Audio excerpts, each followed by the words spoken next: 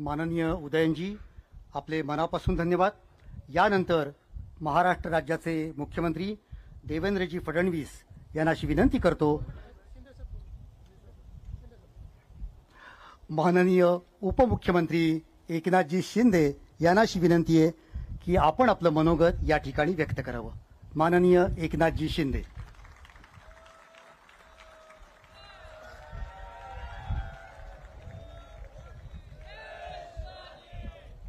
छत्रपती शिवाजी महाराज की जय भवानी।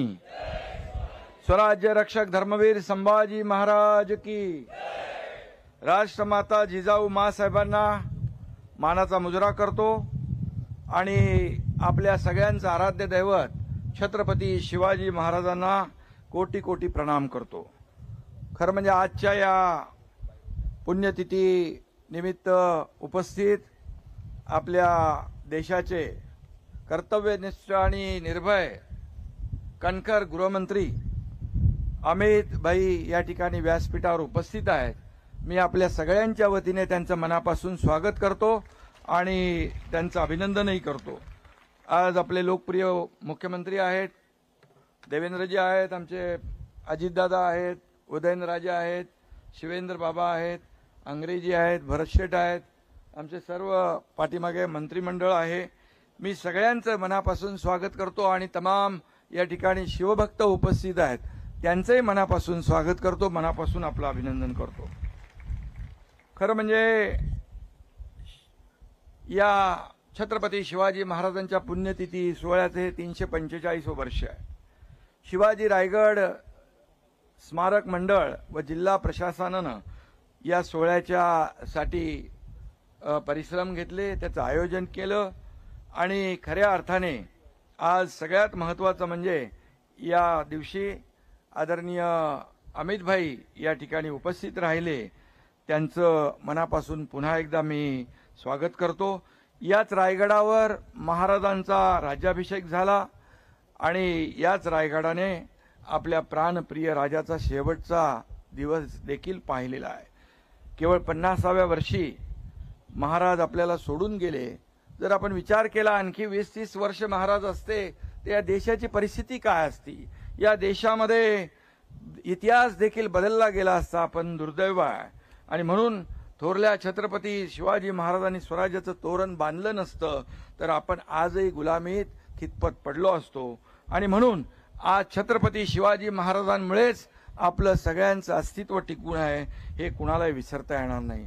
आणि म्हणून छत्रपती शिवाजी महाराजांच्या बाबतीत काय सांगावं, ते अतिशय प्रजेचे कनवाळू होते, रयतेचे राजे होते, रयतेच्या भाजीच्या देठालाही हात लावता कामा नये अशा प्रकारचा त्यांचा संदेश होता।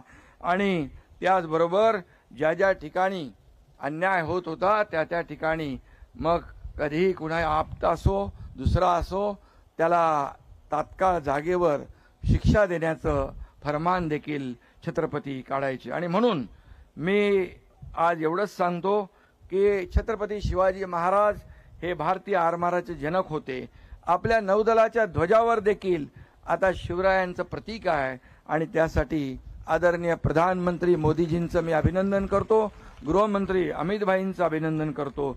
खरं म्हणजे मोदीजी जेव्हा आले होते तेव्हा देखील त्यांनी शिवरायांचं अतिशय अभिमानाने या ठिकाणी उल्लेख केला। आणि म्हणून आज छत्रपती शिवाजी महाराजांचा इतिहास जो आहे 7 समुद्रापलीकडे पोहोचला आहे।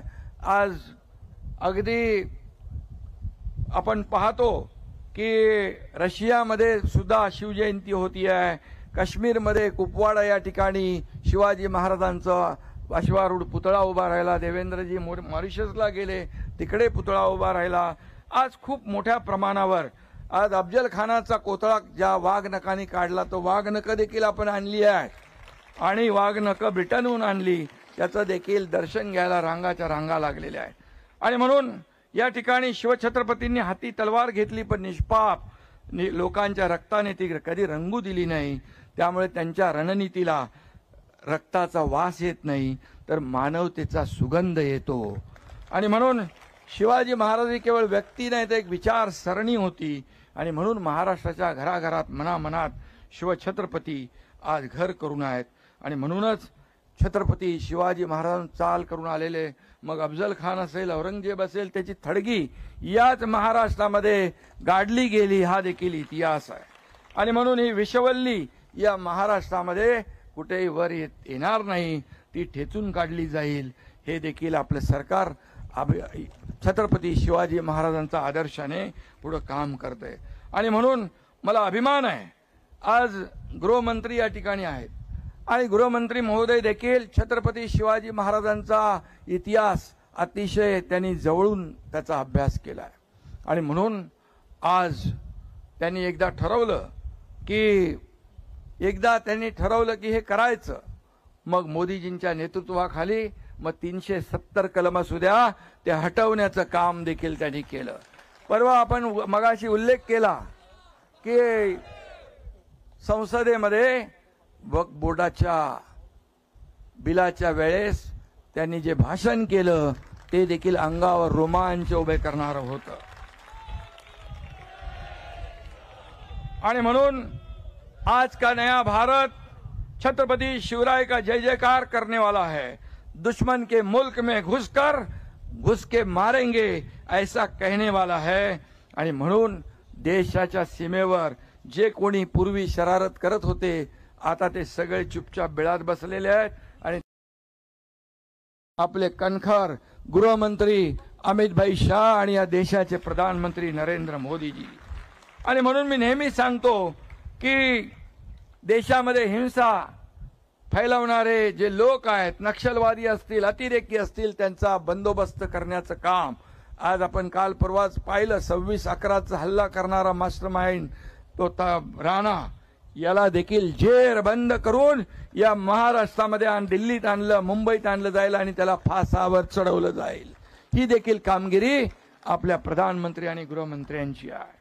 आणि म्हणून मी एवढंच सांगतो कि अमित भाई, आपके इरादे तो चट्टा आपके इरादों से चट्टाने भी डगमगा जाती है.